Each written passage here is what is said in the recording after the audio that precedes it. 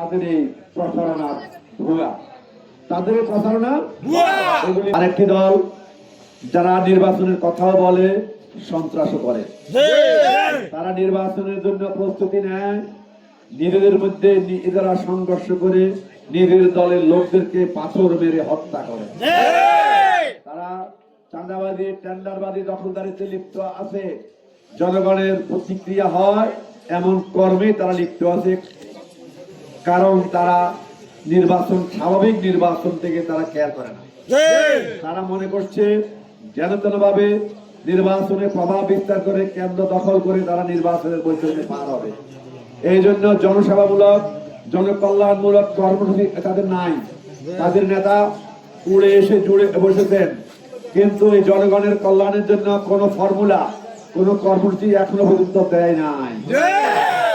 তারা কি বলে, তারা নাকি ফ্যামিলি কার্ড দিল, আবার কৃষি কার্ড দিল। এই দেশের মানুষ ইতিমধ্যেই তাদের এই আশ্বাস প্রত্যাখ্যান করেছে। ফ্যামিলি কার্ড, কৃষি কার্ড দেওয়ার জন্য যদি কোনো অর্থ তারা কোত্থেকে ভাবে জিজ্ঞাসা করা হয়, জবাব দুইটা। একটা হলো দল থেকে দেবে, না হলে রাষ্ট্রের কোষাগার থেকে দিবে। দল থেকে দিলে টাকা পাই কই? দলের টাকা পাই কই? জামাত ইসলামের কর্মীরা যেরকম জামাতের বাইতুল মালের টাকা দেয়, তাদের কর্মীরা সংগঠন টাকা দেয়নি, দেয়নি। তাদের টাকা পয়সার প্রধান উৎস হলো চাঁদাবাজি, টেন্ডারবাজি, দখলদারিত্ব,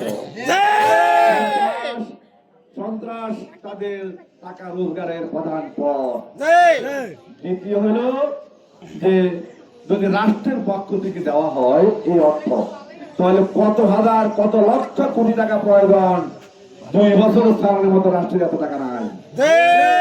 তাহলে যদি টাকা পেতে হয়, আপনাদের উপর ট্যাক্স বাড়াইতে হবে। বিশাল আকার ট্যাক্সের বোঝা বহন করার মতো অবস্থা এই জাতির নাই। সুতরাং তাদের এই প্রচারণা ভুয়া, তাদের এই প্রচারণা এগুলি কর্ণপাত করবেন না। আর আমি বলতে চাই, এই বাংলাদেশ সবার, আমরা সবাইকে নিয়ে দেশটা করতে চাই।